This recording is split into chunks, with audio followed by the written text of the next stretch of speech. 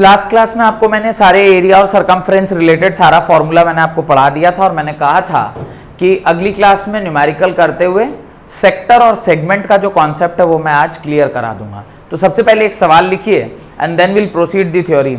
Right, the difference between the radii of smaller circle, the difference between the radii of smaller circle and larger circle is 7 centimeter and larger circle is 7 centimeter। यानी indirectly आपसे वो कह रहा है r minus are कितना दिया हुआ है, 7 सेंटीमीटर दिया हुआ है। r minus r is 7 centimetre. Second information आगे लिखें, the difference between the area of the two circles is, the difference between the area of the two circles is 1078 centimetre square. Area 1 minus area 2 is equal to 1078 centimetre square. Find the radius of the smaller circle, find the radius of the smaller circle. अब a1 क्या होगा, a1 will be pi capital R square and a2 will be what, a2 will be pi small r square. Pi capital R square minus small r square is equal to 1078, 22/7 into r plus r into r minus r is equal to 1078। r minus r की value आप जानते हैं ये 7 के बराबर है, तो 22/7 into r plus r into 7 is equal to 1078। 7 से 7 cancel, r plus r is equal to 1078/22। मदद करके बताइए कि ये कितना आ रहा है, मेरे ख्याल से 49 आएगा। Suppose this is 49। r minus r दिया हुआ है, r प्लस आर दिया हुआ है। r को एलिमिनेट कर लीजिए from equation 1 and this is equation number 2। Solve करते हैं। r minus r is equal to 7, ये प्लस इसको माइनस कर दीजिए, इसको प्लस और इसको माइनस, ये कैंसिल हो गया, आपके पास बचा 2r is equal to 42, r is equal to 42/2 that is 21। Small r कितना निकल के आ गया, 21 सेंटीमीटर। कैपिटल R कितना निकल के आ जाएगा, 28 सेंटीमीटर। दोनों को जोड़िएगा 49, दोनों को घटाइएगा 7 and this will be your answer. r की वैल्यू कितनी आ गई, 21 सेंटीमीटर आ गई। तो होप कि ये अच्छा सवाल क्यों कहलाएगा, सवाल था एरिया रिलेटेड टू सर्कल का, पर सॉल्व किया आपने लीनियर इक्वेशन इन 2 वेरिएबल्स। तो जैसे ही एक से ज्यादा कॉन्सेप्ट किसी सवाल में लगने लग जाता है, that becomes a good question. अगला सवाल लिखिए, two circles touches externally, two circles touches externally, full stop, the sum of their areas is 130 pi square centimetre. Two circles touches externally, the sum of their areas is 130 pi square centimeter and the distance between their centers is 14 centimeter। 130 pi square centimeter यानी centimetre square and the distance between their centers is 14 centimeter। find the radii of the circle, find the radii of the circle। तो radius of the circle आपको निकालना है, यानी दोनों circle का radius आपको निकालना है। होप कि ये वाला क्वेश्चन जो मैंने अभी करवाया है वो आपको समझ में आ गया है। Then will move on to the next question, that is कि इस प्रकार से दो सर्कल एक्सटर्नली आपस में एक दूसरे को क्या कर रहे हैं, टच कर रहे हैं। लास्ट क्लास में एक्सटर्नली टच करने का और इंटरनली टच करने का मैंने आपको कॉन्सेप्ट बताया था कि जब कभी भी सर्कल जब क्या करते हैं, एक्सटर्नली टच करते हैं, तो मैंने कहा था कि इस तरह से आप उसको बनाइएगा और दोनों के जो सेंटर्स हैं, इसका रेडियस अगर r1 है, इसका रेडियस अगर r2 है, तो c1 से c2 की जो दूरी है वो क्या होगा, r1 प्लस r2 के बराबर होगा, r1 प्लस r2 के बराबर होगा। देन r1 प्लस r2 आपको कितना दिया हुआ है, सेंटर्स की दूरी दी गई है क्या सवाल में, 14 सेंटीमीटर। ये कितना दिया हुआ है, 14 सेंटीमीटर दिया हुआ है। This is the first theory. Second बोल रहा है कि दोनों के एरिया का sum pi, r square plus r square का सम कितना दिया हुआ है, 130 पाई। ये क्या दिया हुआ है, this sum of areas, sum of area आपको दिया हुआ है दिस। वंस आपको ये पता चल गया सम ऑफ एरियाज दे दिया हुआ है, उसको सॉल्व कर लीजिए, आंसर आ जाएगा। अब दो इक्वेशन है, this is first equation and this is second equation, दो वेरिएबल है, आप आसानी से सॉल्व करेंगे। R1, अच्छा ये ना R1 प्लस R2, मैं इसे कैपिटल R लिख लेता हूँ, कैपिटल R और स्मॉल r, इसे भी मैं थोड़ा चेंज कर लेता हूँ कैपिटल R और स्मॉल r में, मेरी आदत बनी हुई है कैपिटल R स्मॉल r लिखने की। R plus R square is equal to 130 लिख दूँ, पाई से पाई क्या हो जाएगा, कैंसिल, पाई से पाई कैंसिल, ये आ गया। अब जरा ध्यान से देखिए, R स्क्वायर प्लस ये भी हो गया R स्क्वायर। अब मैं इसको क्या मैं ऐसा लिख सकता हूं, R प्लस R का whole square minus 2RR is equal to 130, can I write something like this, क्या मैं ऐसा लिख सकता हूं? अगर मैं ऐसा लिख सकता तो R प्लस R कितना हो गया, 14 का होल स्क्वायर, 14 का whole square minus 2RR is equal to 130, 14 is 196 minus 130 is equal to 2RR। इसको सॉल्व कीजिएगा, ये आएगा मेरे ख्याल से 56, 56 is equal to twice of 2R, तो R इंटू R कितना आ रहा है, ये 56 है, देख लीजिएगा 66 है, 66 and 66 by 2 that is equal to 33। यानी आपको सवाल में क्या पूछा है, find the radii of the circle, आपको रेडियाई ऑफ द सर्कल बोला है, आपको RR की वैल्यू 33 निकल के आ गई, बोथ द एरियाज का जो रेडियस है वो आपका 33 निकल के आ गया। अब मैं R माइनस R का स्कीम लगाता हूं, R माइनस R इस दो सेंटर्स के डिफरेंस, चलिए देखते हैं। R माइनस R का होल स्क्वायर क्या होगा, R माइनस R का होल स्क्वायर होगा A square plus B square plus 2AB, यही होता है। अब जरा ध्यान से देखिए, R स्क्वायर को इसको क्या मैं 130 लिख सकता हूं, plus this is 2 into RR is 33, this is 196, R minus R is equal to under root 196 and R minus R कितना निकल के आ रहा है, कुछ गड़बड़ कर रहे हैं क्या, हाँ यहाँ पे कुछ गड़बड़ हो रहा है, ये माइनस है, ये भी क्या हो गया माइनस, इसको जरा सॉल्व कीजिए, 130 माइनस 66, 130 माइनस 66 बताइए कितना आ रहा है, 64, ये अगर 64 है तो under root 64 this is equal to 8। अभी आपके पास R माइनस R का इक्वेशन है और R प्लस R का इक्वेशन है, क्या अभी दोनों रेडियाई निकल जाएगा, दोनों रेडियाई निकल जाएगा, बस निकाल लीजिए क्या है, R plus R is equal to 14, R minus R is equal to 8, काट दीजिए, capital 2R is equal to add कर दीजिए 22, capital R is equal to 11, एक बार एक 11 आ गया तो दूसरा क्या होगा, small r is equal to 3 centimetre, एक का 11 सेंटीमीटर और एक का 3 सेंटीमीटर, बस R plus R this, R minus R 8 आ रहा है, चलिए समझ में आ रहा है।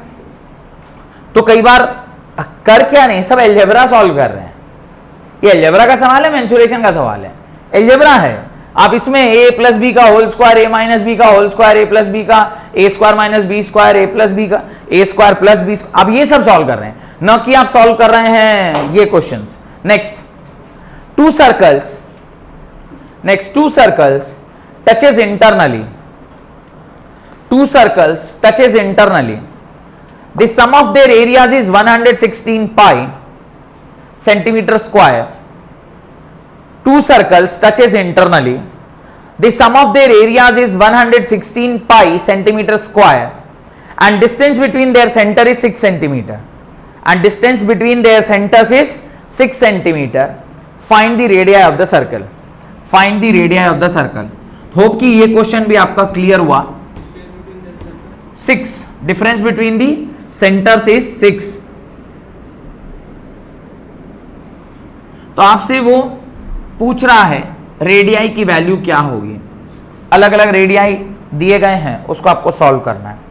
ये भी बहुत ही सरल क्वेश्चन है, दोनों एरिया का सम आपको पता है और डिफरेंस पता है।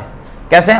आप लिख रहे हैं pi capital r square plus small r square is equal to 116 pi, pi से पाई कट गया, r square plus r square is equal to 116। और सेकेंड इक्वेशन आपको क्या पता है, r minus r is equal to 6। Once you know these two things, आप square and add करके भी कर सकते हैं, या वापस से आप जो अभी थोड़ी देर पहले मैंने टेक्निक बताया है उससे भी आप इसको आसानी से सॉल्व कर सकते हैं। आप आर प्लस आर का होल स्क्वायर कर दीजिए, आर प्लस आर का होल स्क्वायर क्या होगा, आर प्लस आर का whole square will be equal to a square plus b square minus 2RR, sorry plus 2RR,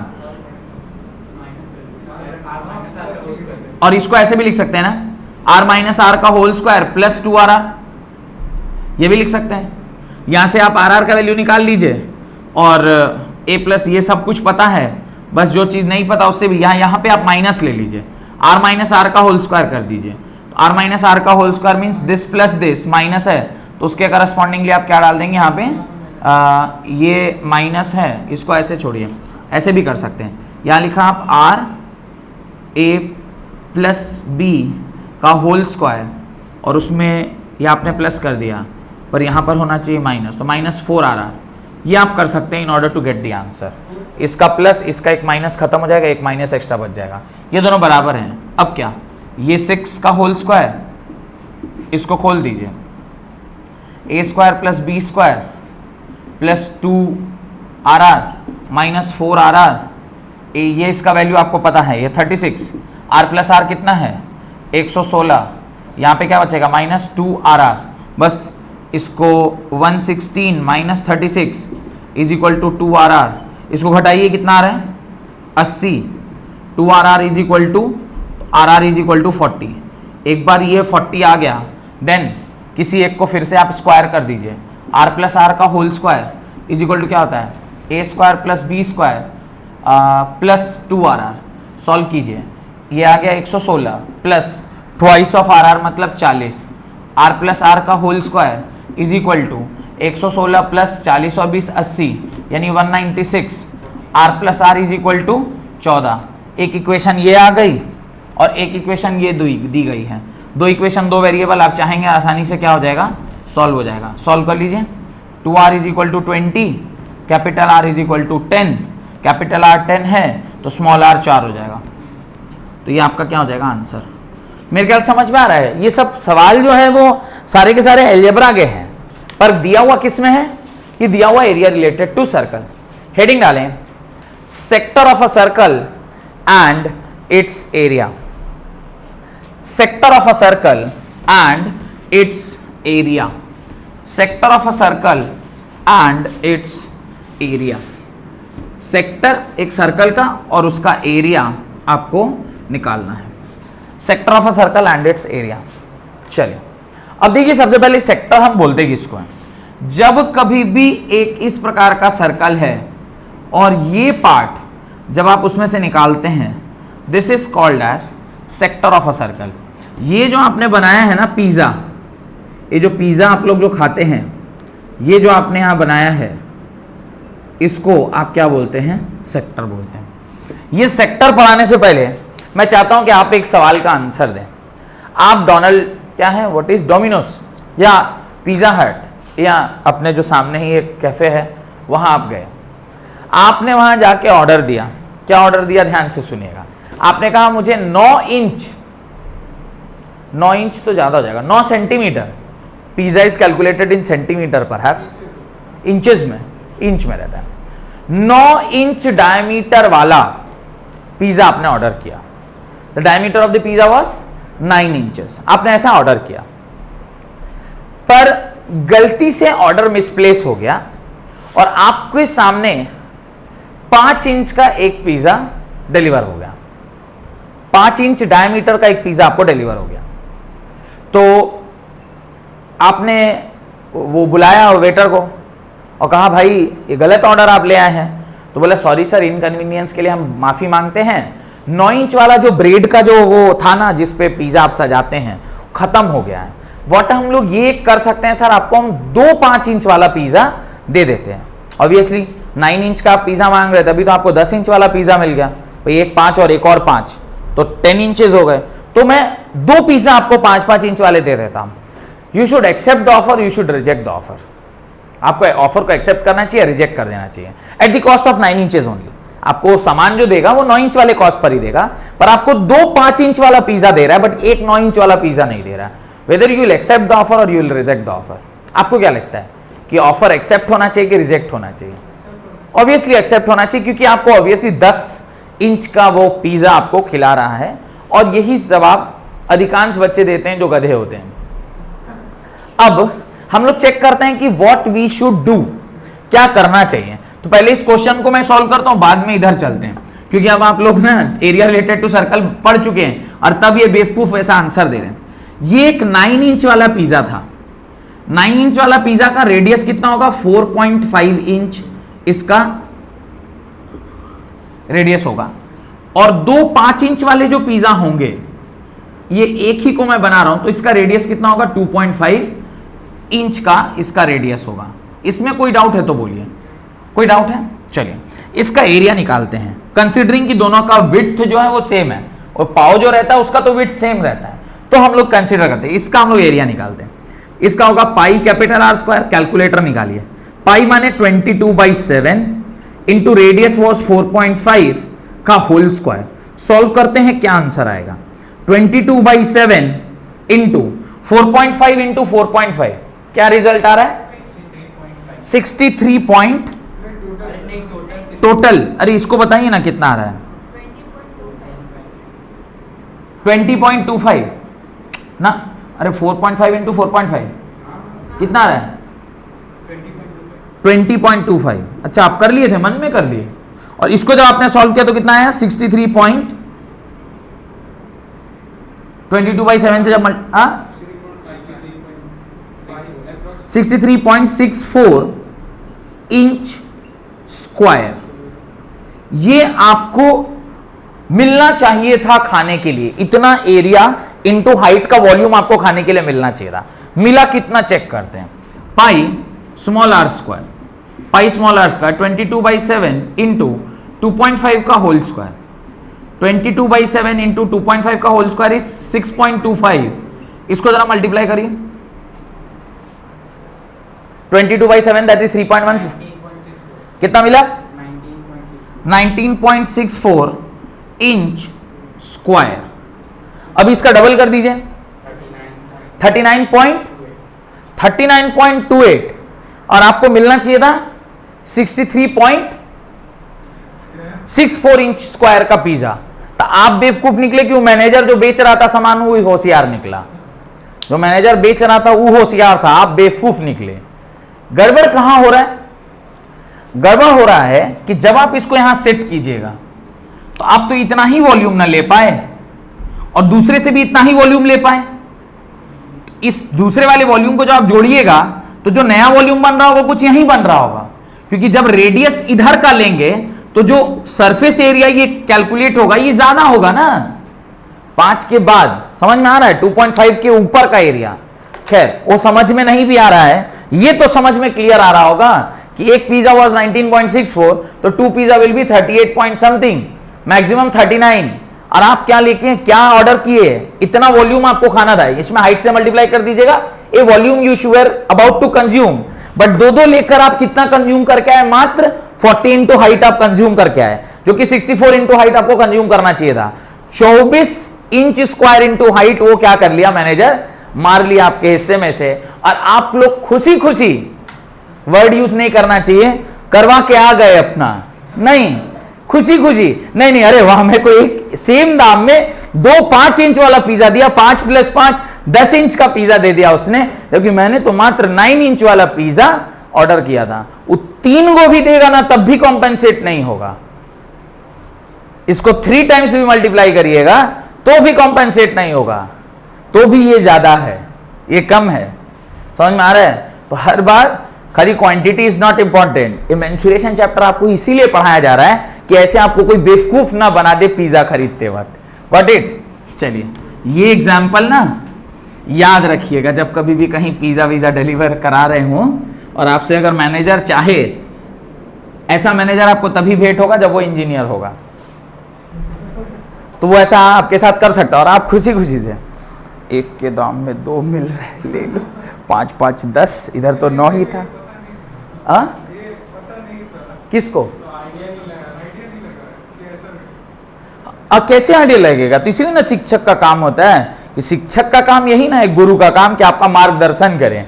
ऐसे कभी भी होशियार मैनेजर के चक्कर में फंस के पैसा वेस्ट करके नहीं आने का है। और उसमें भी जिस आदमी से मुझे ये जानकारी मिली उसने तो फाइल शूट किया, केस फाइल शूट किया कि मैं अगर ये सिद्ध कर दूं कि तुमने मुझे धोखा दिया है, तो उससे, और ही वोन दिस केस, वो केस जीता, ऑब्वियसली जीतना ही था, बिकॉज तो क्लियर डिमार्केशन है यार। उसको मैनेजर भी इतना शायद बुद्धिमान नहीं था, वो भी सोचा हाँ यार मैं तो 5-5 10 का दे रहा हूं, 9 का ऑर्डर था तो मैं ठीक ही दे रहा हूं, पर उसको कहां पता था कि जो आदमी लेने वाला ऐसा वो इंजीनियर है, फट से कैलकुलेट करके बता दिया भाई तुमने तो कम अमाउंट दिया, गड़बड़ा गई कहानी।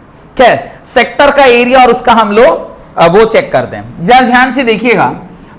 ये जो यहां से यहां की लेंथ है, इसे अगर मैं थोड़ी देर के लिए ए बी मानता हूं तो इसे मैं एल डिनोट कर रहा हूं, तो एल लेंथ कितना होगा, तो एल लेंथ जो निकलता है पूरा सरकमफ्रेंस का एक छोटा सा part, theta by 360 into circumference, into क्या आता है circumference. This is the formula to calculate the distance of l. L is equal to theta by 360 into 2 pi r लिख सकते हैं क्या, if r is the radius of the circle, r is the radius of the circle, can I write this, ये 180 बार में cut जाएगा। L का formula होता है theta by 180 into pi r के बराबर। This is the formula of l, this is the formula of l, got it. ये l का फॉर्मूला होता है, ये बात मेरे ख्याल से आपको समझ में आ गई होगी। चलिए, अब coming to the area of this particular region, इस रीजन का area, this is the circumference. याद रखिएगा एल कैलकुलेट करने का मेन फॉर्मूला एल का यही होता है। अब थीटा अगर 90 डिग्री हो तो क्वाड्रेंट हो जाएगा, थीटा अगर 180 डिग्री हो तो सेमी सर्कल हो जाएगा, और थीटा अगर जो भी एक्स वाई जेड दिया हो तो ये फॉर्मूला होता है। इवन जब हमने सरकमफ्रेंस ऑफ ये निकाला था, क्या बोलते हैं उसको, सेमी सर्कल निकाला था, तो सरकमफ्रेंस ऑफ सेमी सर्कल मतलब खाली आउटर सरकमफ्रेंस अगर निकालेंगे तो क्या होगा 180 by 360, that is 1/2 pi r square, 2 pi r by 2 is pi r, तो ये वाला तो पाई आर ही निकला था ना, तो यही फॉर्मूला है, इसको ध्यान रखिएगा। And then is the area of the sector, area of the sector का फॉर्मूला होता है, एरिया ऑफ द सेक्टर का फॉर्मूला होता है area is equal to theta by 360 degree into pi r square, theta by 360 degree into pi r square, theta by 360 into pi r square. अब जरा ध्यान से देखिएगा, एरिया इज इक्वल टू, इसे मैं लिख रहा हूं theta by 180 into 1/2 into pi r into r. Can I write something like this, क्या मैं ऐसा लिख सकता हूं, थीटा बाई 360 को theta by 180 into 1/2, pi r square को pi r into r. Why am I writing something like this, because मेरे को ना ये टर्म बनाना है, pi by 180 into pi r, pi by 180 into pi r, इन दोनों टर्म्स को जब आप एक साथ जोड़ लेंगे तो एरिया क्या हो जाएगा, एरिया हो जाएगा half L R, half base into height जैसा ही आ रहा है, क्योंकि देखने में भी ट्राइंगल जैसा है, तो half base into height, base इसमें क्या है एल और हाइट क्या है आर। ऐसे फॉर्मूला बनाया गया ताकि याद रखना आपके लिए क्या हो जाए, थोड़ा सा आसान हो जाए। तो लेकिन एज सच रियल फॉर्मूला किसको बोलते हैं, this is only the real formula, pi r area is equal to theta by 360 into pi r square. Semi circle होता तो क्या लिखते हैं 180 by 360 1/2 pi r square by 2, quadrant होता तो क्या लिखते 90 by 360 90 by 360 1/4 pi r square by 4। General formula यही था, इसी से मैंने क्वाड्रेंट और उसका फॉर्मूला निकाला था। This is all about the angle area of sector, और इसके अंदर कुछ भी नहीं है, और इसके अंदर कुछ भी नहीं है। हेडिंग डालें एरिया ऑफ, अच्छा इसके ऊपर एक दो सवाल करेंगे क्या, लिख लीजिए। Find the area of sector of a circle, find the area of sector of the circle with radius 4 centimeter, find the area of the radius of the sector, find the area of the sector of a circle with radius 4 centimeter and the angle is equal to 30 degree, and the angle is equal to 30 degree, and the angle is equal to 60 centimeter। आ रहा है क्या, देखिए तो, पता नहीं, check करना होगा। पहले L की वैल्यू निकालिए, या सीधे एरिया की वैल्यू ही डायरेक्ट भी निकाल सकते हैं। Area is equal to 30 degree by 360 into pi 22/7 into r, 4 का स्क्वायर 16, एक बार में 12 बार में, तो ये आ गया 22/12 इंटू 7 इंटू 16, काटिए 3 बार में 4 बार में, ये आ रहा है 21, यानी 1 से कुछ बड़ा, यानी 4 पॉइंट समथिंग आएगा। The answer is 4.153, 4.153। Answer is 4.153। 22/21 का फॉर्मेट बन रहा था, 22/21 इज 1 से थोड़ा बड़ा, 1 से थोड़ा बड़ा इंटू 4 इज 4 से थोड़ा बड़ा, तो ये आपका फाइनल आंसर हो गया। Got it? This was the area of which sector? तो किसी भी सर्कल में हमेशा दो सेक्टर होते हैं, एक होता है माइनर सेक्टर, तो ये जो शेडेड है इसको क्या बोलते हैं? माइनर सेक्टर, और जो अनशेडेड है उसको क्या बोलते हैं? Major sector. आपने जो निकाला वो किसका एरिया था? माइनर सेक्टर का। मेजर सेक्टर का एरिया कैसे निकलेगा? Total circle minus the area of minor sector will give you the major sector. लिखवाने की जरूरत है कि इतना तो कॉमन सेंस आप यूज कर लेंगे। हेडिंग डालें area of segment, area of segment. बाकी इसके ऊपर न्यूमेरिकल और अच्छे अच्छे मैं अगली क्लास में कराऊंगा। आज मैं चाहता हूं कि आपकी थ्योरी वाला जो पार्ट है उसको क्या कर दिया जाए? कंप्लीट कर दिया जाए। ध्यान से देखिएगा, अगला जो कॉन्सेप्ट है वो भी बहुत अच्छा कॉन्सेप्ट है, that is area of segment. पहले हम ये जान देंगे सेगमेंट हम कहते किसको हैं। Suppose this is the circle और ये पार्ट जो है इसको हम क्या बोलते हैं? सेक्टर बोलते हैं। जब एक कॉर्ड इन दोनों पॉइंट्स को क्या कर रहा होता है? जोड़ रहा होता है, तो ये जो पूरा ओ ए बी आर्क होते हुए जब जाता है तो वो क्या बनाता है? सेक्टर बनाता है। ये जो नीचे वाला पार्ट है, ये जो नीचे वाला पार्ट है, that is called as segment of the circle. ये सर्कल का क्या है? सेगमेंट है। चूंकि ये छोटा पार्ट है तो इसको क्या बोलते हैं? Minor segment. और जो ऊपर वाला पार्ट होगा कौन सा? ये पूरा, this will be called as major segment. इसको क्या बोलेंगे? मेजर सेगमेंट बोलते हैं। अब हम लोगों का काम है इसका क्या फाइंड करना? एरिया फाइंड करना। How will find the area of this particular geometrical figure. इस ज्योमेट्रिकल फिगर का हम लोग कैसे एरिया फाइंड करते हैं? अब बेसिक जो हमारा काम होता है वो यही होता है कि हम लोग यहां पर थोड़ा सा बुद्धि लगाना होता है, और मैं ये लिख सकता हूं क्या? ध्यान से देखिए, area of segment is equal to area of sector minus the area of triangle. Area of triangle लिख सकते हैं क्या? अब ये प्रॉपर्टी, चूंकि सर्कल अभी मैं पढ़ाया नहीं हूं इसलिए अभी बोल नहीं रहा, पर ये प्रॉपर्टीज एटलीस्ट आप प्रीवियस क्लास के नॉलेज पर आपको पता है कि जब कभी भी सेंटर से किसी कॉर्ड के ऊपर एक लाइन खींचते हैं तो ये क्या होता है? परपेंडिकुलर। ये परपेंडिकुलर है, दिस इज रेडियस, और अगर ये पूरा एंगल थीटा है तो मैं इसे क्या बोलूंगा? θ/2 बोलूंगा। अगर मुझे थोड़ा बहुत भी ट्रिग्नोमेट्री आता है तो एक ट्रायंगल मुझे दिखाई दे रहा है, ट्रायंगल, इसको अगर मैं थोड़ी देर के लिए डी मान लूं, मुझे ट्रायंगल दिखाई दे रहा है OAD। OAD ट्रायंगल में this is hypotenuse, this is perpendicular and this is base. Can I right cos θ/2 is equal to what? This is height of the triangle. Cos θ/2 is equal to base upon hypotenuse. H में क्या लिख सकता हूं? R cos θ/2 लिख सकता हूं क्या? ध्यान से देखिए, ये H आ गया क्या? देखिए, इज दिस H? समझ में आ रहा है क्या? आपने ट्रिग्नोमेट्री पढ़ा हुआ है। ये एक ट्रायंगल है, इस ट्रायंगल में ये आपका थीटा है, तो थीटा के सामने वाला perpendicular, this is your hypotenuse and this is your base. तो आप cos थीटा क्या लिखोगे? बेस अपॉन हाइपोटेनस, तो cos θ/2 is equal to h/r। cos θ/2 is equal to h/r, तो h क्या होगा? This. Why am I interested in finding h? Because area of triangle होता है हाफ बेस इंटू हाइट। इसको find करने के लिए मुझे हाइट चाहिए, हाइट पता कर लिया, अब मैं इसका बेस पता करता हूं, तो ये दूरी तो मैं पता कर सकता हूं। जैसे मैंने कॉस लिया है तो साइन ले लूंगा, साइन लूंगा तो मुझे क्या मिल जाएगा? बेस भी मिल जाएगा। अब इसका ही अगर मैं साइन थीटा ले लूं तो साइन थीटा क्या होता है?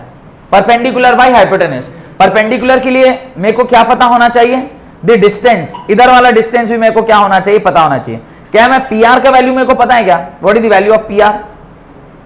PR का वैल्यू पता है क्या? PR मतलब AD का वैल्यू मुझे पता है क्या? Do I know the value of AD? Can I calculate AD? इसको आप क्या मान लीजिए, x मान लीजिए। x निकालने के लिए आप क्या लिखेंगे, तो सेम ट्रायंगल में आप क्या लिखेंगे, sine theta by 2 is equal to perpendicular by hypotenuse. तो यहां से x क्या निकल के आएगा, r साइन थीटा बाई 2। यहां तक कोई दिक्कत है तो पूछिए, यहां तक कोई दिक्कत है, ये दोनों टर्म में कोई दिक्कत है नहीं। Once you are done with this, तो अब आप ये फॉर्मूला लगाइए, ये मिटा दूं, ये सेगमेंट वाला मिटा, ये लिख लिए ना सब लोग, ये मिटा रहा हूं। अगर ध्यान से देखिए, ये भी मिटा देता हूं। अगर ध्यान से देखिए, एरिया ऑफ सेगमेंट, एरिया इसको मैं कैपिटल ए मान रहा हूं, A is equal to area of sector क्या होगा, एरिया ऑफ सेक्टर होगा theta by 360 into pi r square. इसका पूरा एरिया भी जस्ट पढ़ाया ना, कितना होता है, theta by 360 into pi r square, this minus half base into height, half base, base क्या है, ट्वाइस ऑफ दिस, बिकॉज इस पूरे का x है ना, तो ये 2x होगा। तो मैं पहले लिख देता हूं 2x into h will be your half base into height. Area A is equal to theta by 360 into pi r square minus half से ये कट गया, कैंसिल कर रहा हूं, ये से ये कैंसिल, बच क्या आपके पास x इंटू एच, एक्स और h क्या है, r sine theta into r cos theta, can I write r square sine theta by 2 into cos theta by 2। यहां तक कोई दिक्कत है तो बोलिए, इस लाइन तक कोई दिक्कत है तो बताइए, नहीं। अगर इस लाइन तक दिक्कत नहीं है तो can I write area is equal to, यहां से आर स्क्वायर और यहां से आर स्क्वायर कॉमन ले लेता हूं, क्या बचेगा, आर स्क्वायर, ब्रैकेट में क्या बचेगा देखिए ध्यान से, pi theta by 360 minus sine theta by 2 into cos theta by 2। देख के फॉर्मूला थोड़ा कॉम्प्लिकेटेड है, लेकिन अगर वैल्यूज दे दूंगा तो फट से आप इसको क्या कर लेंगे, सॉल्व कर लेंगे। This will be your answer, ये आपका क्या हो जाएगा, आंसर हो जाएगा। समझ में आ रहा है, क्या करना है, area of segment is equal to area of sector minus area of triangle. Area of triangle निकालने के लिए मेरे को बेस इंटू हाइट चाहिए, बेस में इसे x मान रहा हूं, तो ये क्या हो जाएगा, पूरा बेस क्या हो जाएगा 2x। ये कैसे निकलेगा, तो ये एक ट्रायंगल ले लीजिए, इसमें r और थीटा अगर मुझे पता है, रेडियस भी पता रहता है और थीटा भी पता रहता है, तो जो चीजें आपको नहीं पता है वो h और x है, तो cos और sin के टर्म्स में आप h और x को क्या कर सकते हैं, बड़ी आसानी से लिख सकते हैं। h और x को आपने कैसे लिख दिया, तो cos theta is equal to base upon hypotenuse और sin theta is equal to perpendicular upon hypotenuse. यहां पे मुझे क्या नहीं पता था, यहां पे मुझे h नहीं पता था और यहां पे मुझे x नहीं पता था। h और x को हमने r sin थीटा के टर्म्स में और r cos थीटा के टर्म्स में लिख दिया। अभी ये दोनों को मैंने यहां पुट कर दिया, हाफ बेस इंटू हाइट किया तो 2 से 2 कैंसिल, x और h की वैल्यू हो गई r square sin theta by 2 into cos theta by 2। अभी इस फॉर्मूले में से आपने r स्क्वायर कॉमन ले लिया, बच गया pi theta by 360 minus sin theta into cos theta. एक सवाल करेंगे, उसी से आपको समझ में आ जाएगा कि इस तरह का क्वेश्चन आप कैसे कर सकते हैं। ये अगर पूरा लिख लिया हो तो एक सवाल लिखिए, find the area of segment of a circle, find the area of segment of a circle given that the angle of the sector is 120 degree, given that the angle of the sector is 120 degree and the radius of the circle is 21 centimeter and the radius of the circle is 21 centimeter, taking pi is equal to 22/7। पाई की value क्या लेंगे, 22/7। Solve कीजिए, answer फट से आ जाएगा, बहुत ही सरल है।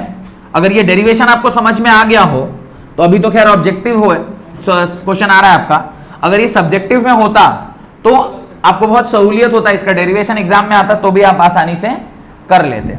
अब एरिया आपको डायरेक्टली फॉर्मूला पता है, आर स्क्वायर 21 का स्क्वायर ब्रैकेट थीटा पाई का वैल्यू 22/7 पुट कर दीजिए, 22/7 इंटू थीटा कितना है 120 degree by 360 degree minus sine theta by 2, 120/2 is 60 degree, sine 60 is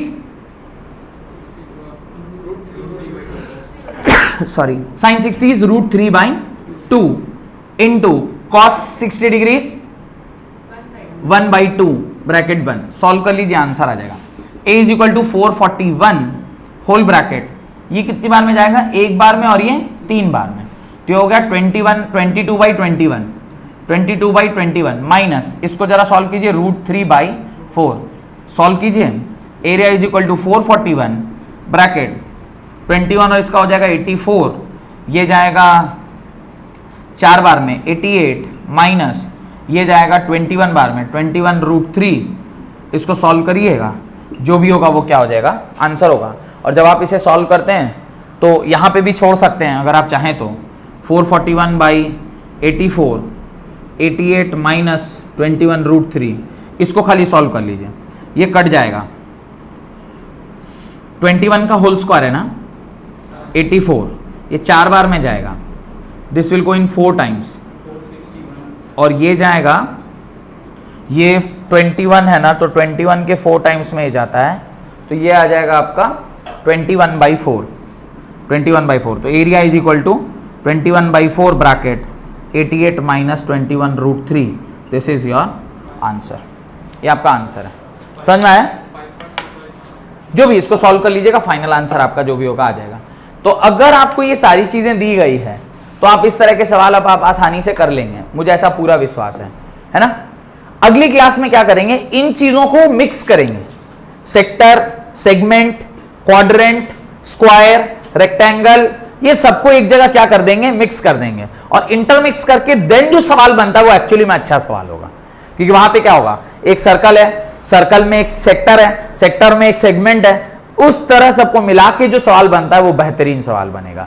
अगली class numerical point of view से बहुत इंपॉर्टेंट है, वहीं से सवाल आपका आने वाला है बोर्ड के परीक्षा में, तो उसको जरूर अटेंड कीजिएगा। बहुत बहुत धन्यवाद आज की क्लास को अटेंड करने के लिए।